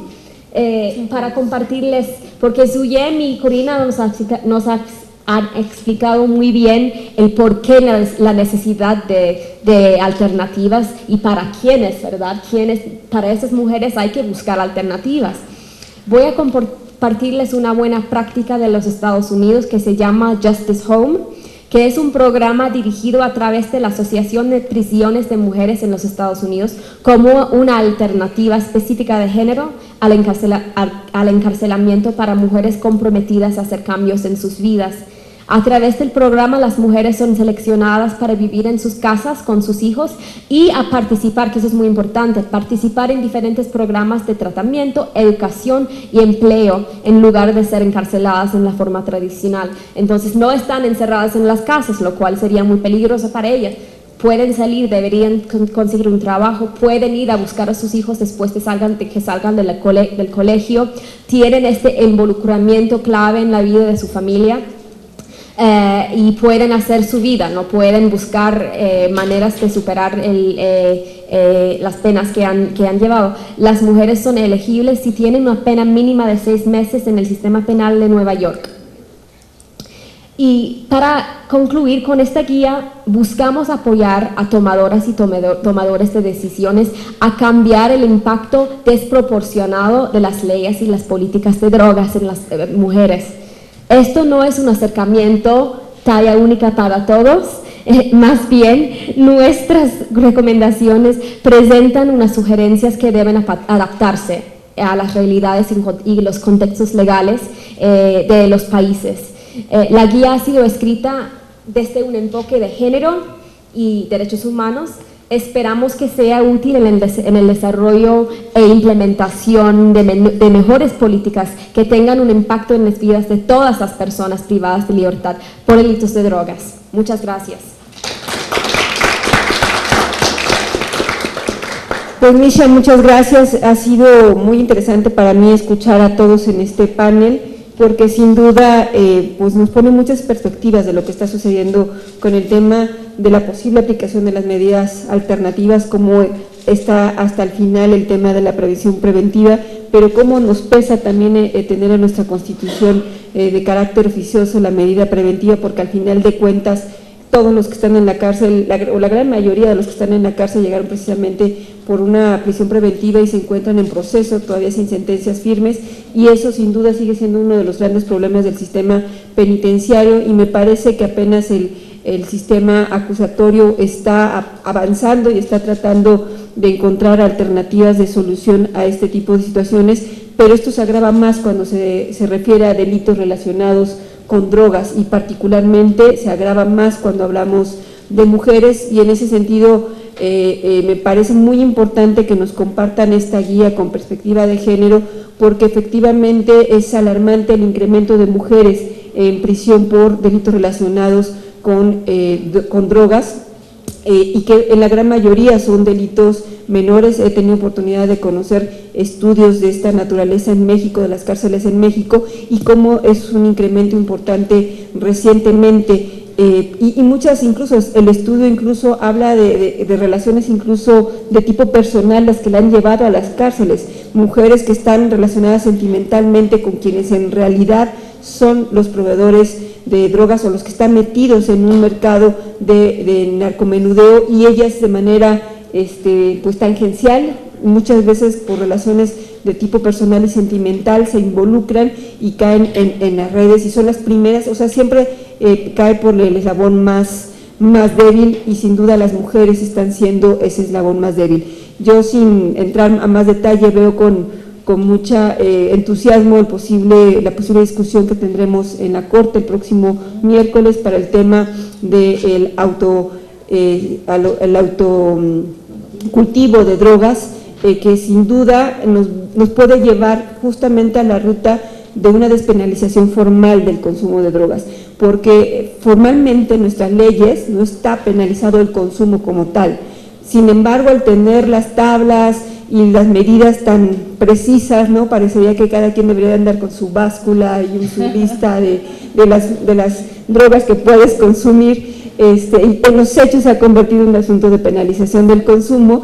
Y el tema del autocultivo pues también tiene que ver con esta posibilidad de garantizar a las personas los derechos humanos a la autonomía y libertad de tu cuerpo, de tu domicilio, la privacidad, etcétera. Entonces es una discusión muy interesante en la Corte que nos puede empezar a abrir camino justamente a mirar otras maneras de cómo despenalizar el consumo y darle otro tratamiento totalmente diferente ya al tema de la venta y narcotráfico.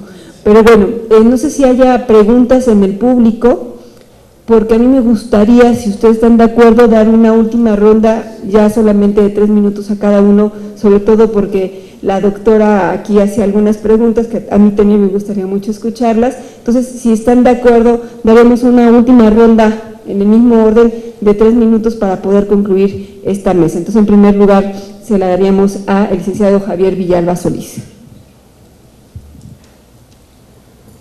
Muchas gracias. Nuevamente, reiterar el compromiso, al menos desde la Comisión Nacional de Seguridad, de apuntalar este anteproyecto de legislación nacional de ejecución penal, tomando como uno de los ejes transversales la perspectiva de género. Indiscutiblemente el tema del respeto y restricto a los derechos humanos está presente en la ley, pero es perfectible. Es perfectible y hay que tomar en cuenta la visibilización de las áreas de oportunidad que desde otras trincheras, insisto, la sociedad civil, los órganos públicos defensores de derechos humanos y desde la academia han documentado ampliamente. No en vano se ha impulsado desde el gobierno de la República uno de los temas respecto de la constancia de antecedentes penales que habían referido quienes me antecedieron en el uso de la palabra en el panel anterior, que escuché con detenimiento y además es una cuestión, se los comparto a todas y todos ustedes, lo suscribe el señor Comisionado Nacional de Seguridad. Es un tema de estigmatización el hecho de que posterior al cumplimiento de una pena privativa de la libertad le sea exigible a una persona, en este caso lo que tenemos documentado, ¿no?, gracias a sus estudios, mujeres, madres de familia, solteras además, con hijos, no uno, porque si vemos las estadísticas el promedio rebasa de una persona que está bajo su sustento, que al momento de buscar trabajo pues es problemático cuando les es exigible una constancia. Les comparto que en el anteproyecto de esta Ley Nacional de Ejecución Penal, concretamente en el artículo 34, si no mal recuerdo, y lo pueden consultar ustedes en la página de la Comisión de Justicia del Senado, se establece que la constancia relativa a antecedentes penales solo será exigible en caso de investigación, proceso penal y a solicitud de la autoridad judicial competente. ¿Qué quiere decir esto? Que los empleadores no podrán hacer exigibles esta constancia a fin de no vulnerar los derechos humanos de las personas. Es un aspecto muy importante para lograr la reinserción. Hay que tomar en cuenta que, como bien decía mi compañero, el señor juez, en este nuevo sistema, en este nuevo paradigma del sistema procesal penal acusatorio, pues conforme vayamos avanzando, sí vamos a tener personas que van a estar saliendo de prisión o que no van a llegar, ¿no? Que es lo deseable, que no tengamos que esperar a que enfrentemos un proceso privados de la libertad. Y digo, me incluyo porque, bueno, todos somos unos potenciales usuarios del sistema penal, ¿eh? No me eximo, aunque esté de este lado, sabemos, lo tengo claro, y precisamente por eso el respeto a los derechos humanos es en beneficio de todas y de todos nosotros, ¿no? Me llamaba la atención una infografía que sacó SIDAC recientemente de presunción de inocencia, la tiene el violador, secuestrador, no sé qué, y el inocente también tiene derecho a que se presuma su inocencia, y por eso precisamente está construido este sistema de derechos humanos, ¿no? Toda vez que no tenemos la certeza de que una persona cometió un delito, se le tienen que respetar estas cuestiones. No me quiero alejar porque ese no es el tema, pero solamente para cerrar, sí me parecía muy importante, lo omití en mi intervención anterior, de este tema de antecedentes penales. Yo creo que, bueno, no solamente a título personal, es una posición además institucional, que tenemos el mandato además de impulsar y de apegarnos a esta cuestión. La carta, y lo digo en nombre del señor comisionado, la constancia relativa a no antecedentes penales solamente será exigible en esos tres supuestos. Actualmente, bueno, se va a estar definiendo, no es una discusión acabada desde luego, pero apunta hacia eso, hacia la no estigmatización o hacia la no doble sanción de una conducta punible, ¿no? Esa se agota en el momento que se termina de compurgar la pena privativa de la libertad, y no podemos seguir mermando las condiciones de las personas que fueron privadas de su libertad y que ya cumplieron con la sanción impuesta en términos de ley. Sería cuanto por mi parte, y muchas gracias a todos ustedes, panelistas, y a Documenta AC y a X Justicia para las Mujeres. Muchas gracias. Ahora el doctor Gerardo Campos Malagón, por favor. Bien, disculparán mi memoria, luego es muy flaca y traté de hacer unas anotaciones en relación a los cuestionamientos que hacía la doctora, entonces si algo me falta, le agradecería que me lo fuera diciendo. Constantemente se habló aquí de la consistencia del delito de narcomenudeo. Aquí me gustaría no solamente hacer una distinción que, si quieren, es dogmática, pero también de carácter práctica. El delito de narcomenudeo es el que efectivamente está en la Ley General de Salud, mientras que el delito de narcotráfico se encuentra en el Código Penal Federal. Primer distinción, ¿por qué? Porque cuando hablamos hace un momento del artículo 194, que hablaba de que era un delito grave en términos de la Ley General de Salud, porque así lo contemplaba el Código Federal de Procedimientos Penales, también hay que recordar lo siguiente, que el segundo, quinto y octavo transitorio del Código Nacional de Procedimientos Penales obliga a las legislaturas a adaptar todas las legislaciones que sean necesarias al Código Nacional de Procedimientos Penales, y el Código Nacional de Procedimientos Penales en narcomenudeo no lo contempla como delito de prisión preventiva oficiosa, sí el narcotráfico. Es decir, el delito de comercio, el suministro, ya sea con fines, aunque sea, dice el tipo, con fines no lucrativos, llamémoslo de esta manera, o no con fines de comercialización, muchas gracias, con fines de comercialización, la posesión simple y la posesión con fines de venta, no son delitos de prisión preventiva oficiosa hasta este momento. Pues si bien es cierto el 19 de la Constitución sí sea la Ley General de Salud, no hay dispositivo alguno que se haya adaptado para tal circunstancia y solamente contempla los del Código Penal Federal. Es decir, el artículo 167, incluso me atreví a señalarlo específicamente en 167 en sus fracciones, señala en la fracción 11 contra la salud previstos en los artículos 194, 95, 196 bis, etcétera, pero todos del Código Penal Federal, no de la Ley General de Salud. Entonces, eso sería lo primero que me gustaría señalar. Lo segundo, bueno, voy a referirme un poquito a lo de los antecedentes penales. Doctora, si me hace falta algo, me va diciendo, por favor, porque la verdad es que son muy desordenado en mis anotaciones y le juro, todas las puse, pero no sé en qué orden están. Entonces, bueno, de los antecedentes penales hay criterios ya determinados incluso por la Suprema Corte de Justicia y los tribunales colegiados que nos llevan a establecer que no los debemos de tomar en cuenta incluso para negar los sustitutivos o beneficios, Son criterios, que quede claro, son criterios, pero que nosotros nos permitan, cuando la persona tenga, por decir algo, tres 3 antecedentes, si le quieren llamar, por el delito de robo, pero todos ya los ha compurgado, como dirían ellos, de punta cola, ya cumplido socialmente, no me obligan necesariamente a decir, no, ¿tiene sentencia? No, tengo criterios que me dicen, señor juez, valora, por favor, o sea, no necesariamente lo dejes preso, puede darle derechos sustitutivos y beneficios, que quede claro, son criterios aún, no es algo definido que sea obligatorio para todos, pero usualmente eso es lo que hacemos, ¿no? Valoramos, de repente ves el hecho considerado como delictivo y dices, es de nimia trascendencia social, ¿no? En el sistema anterior también lo hacíamos, esos criterios vienen del anterior también. Sí, me dicen, oye, pero no es la regla, sí, efectivamente no es la regla, pero sí los hay. Ahora, otra circunstancia que también comentábamos, también hay criterios muy definidos en relación a este narcotráfico. Yo le ponía siempre el ejemplo de mis proyectistas en el juzgado de la siguiente manera.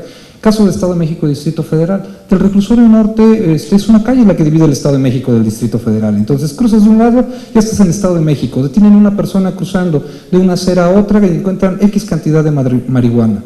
Inmediatamente dicen, se trata de traslado de una entidad federativa a otra. Jurisprudencia que dice, no, a ver, espérate. Es cierto que cruzó de una entidad federativa a otra, pero no nada más puedes tener en cuenta que haya cruzado la calle para decir que es traslado de una entidad federativa a otra. Ve los fines. Si tú tienes en cuenta que son 6 metros de distancia una entidad federativa a otra, pues me queda claro que el fin no es internarse en la entidad realmente, y por tanto dice este criterio jurisprudencial, lo único que tienes acreditado es la posesión simple, ni siquiera la posesión con fines de traslado, porque está cruzando de una calle a otra. Ahora, si ustedes me dicen, viene desde el Distrito Federal y va hasta la Huasteca Potosina y la droga viene desde aquí, bueno, ahí creo que tengo condiciones distintas, ¿no? Ahora, otra circunstancia que también tenemos que empezar a ver, y son muy beneplácitos estos criterios y se usan bastante, el que una persona traiga, por ejemplo, 3 kilos de droga envueltas en paquetitos, debidamente con cinta canela, que traiga 50 pesos, incluso que traiga una báscula, dice la jurisprudencia, no significa que la vaya a vender, significa que objetivamente la trae y que trae todos estos objetos, porque la finalidad de venta es un elemento de carácter subjetivo que tú no lo puedes saber por el objetivo que tienes ahí, lo único que tienes sostenido es que la trae. Por tanto, vete a posesión simple, no te vayas con posesión con fines de venta. ¿Por qué? Porque eso le resulta ser más perjudicial. Estarías presuponiendo que por todas esas condiciones la iba a vender. Otra jurisprudencia. Comercio. Decían, oye, es que le encontré a una persona, cuando yo iba como policía de investigación, iba caminando y vi que un sujeto le entregó a uno una cosa, el otro le entregó algo rosa, que parecía un billete de 50 pesos, entonces detuve al que le entregaron un paquetito y resulta que es droga. Entonces ya lo tengo indefectiblemente el acto de comercio. La jurisprudencia dice, a ver, no, un momento, no es indefectiblemente acto de comercio. Tienes que ver todas las circunstancias que le van rodeando, porque el hecho de que le haya entregado una cantidad de droga no indefectiblemente y unívocamente quiere decir que lo está comerciando.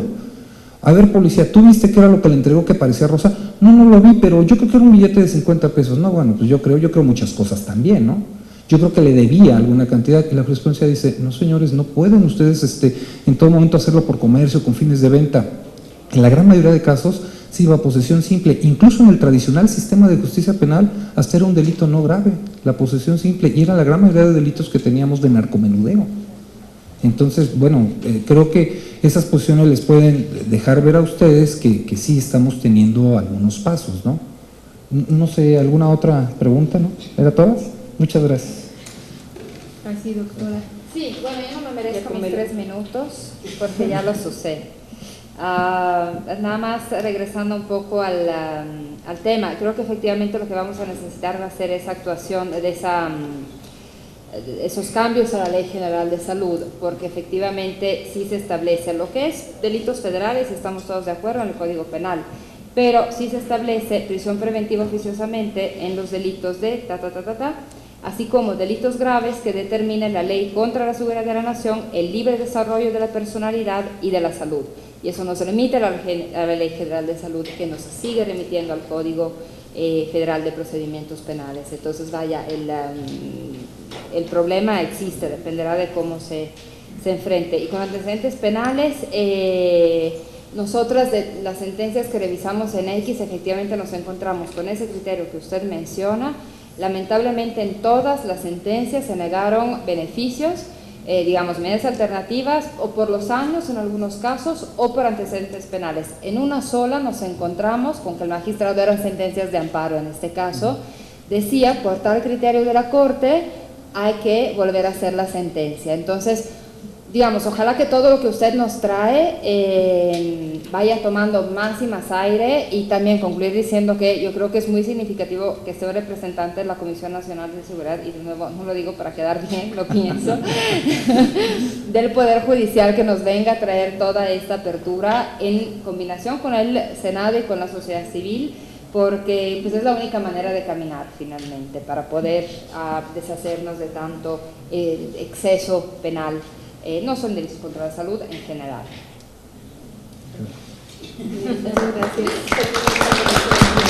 Finalmente, para Anicia. Gracias, no sé si tengo mucho más de agregar a este panel, excelente, pero les voy a contar las palabras del testimonio que nos prestó una mujer joven afrodescendiente en Colombia, encarcelada por aguacatera, ¿así es? Sí. Transportar drogas en un centro penal, que nunca entraron, y como el caso en Costa Rica, nunca entró y llevaba una pena de 8 o 10 años. Y ella decía, me dicen que soy una criminal y que tengo que pagar cárcel, sin ver a mi bebé, sin ver a mi mamá. Yo cometí un error, pero no soy delincuente, no soy una criminal. Las mujeres encarceladas, y este es un concepto que plantea Corina en un informe que escribió sobre mujeres y sistemas penitenciarios, sufren una triple estigma. En primer lugar, el sistema de justicia las condena desproporcionadamente y les impone cumplimiento de sentencias en cárceles mal equipadas, y eso vamos a hablar mañana sobre las cárceles mal equipadas para atender sus necesidades específicas de género. Segundo, la sociedad las condena por traicionar su función social de género como encargadas de cuidado de los hijos y en las esferas domésticas. Y finalmente, como decía Javier, el tema de sus antecedentes penales. Las estigmatizan al frustrar sus oportunidades de conseguir un empleo en el mercado lícito laboral tras salir de la cárcel.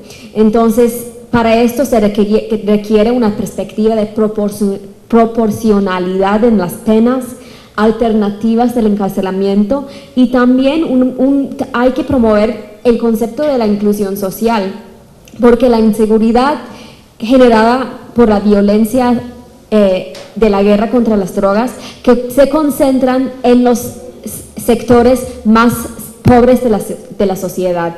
Tratar el tema de las drogas de una manera humana, comprensiva y eficaz es tratar el tema de la pobreza y desigualdad en nuestras sociedades. Gracias. Muchas gracias.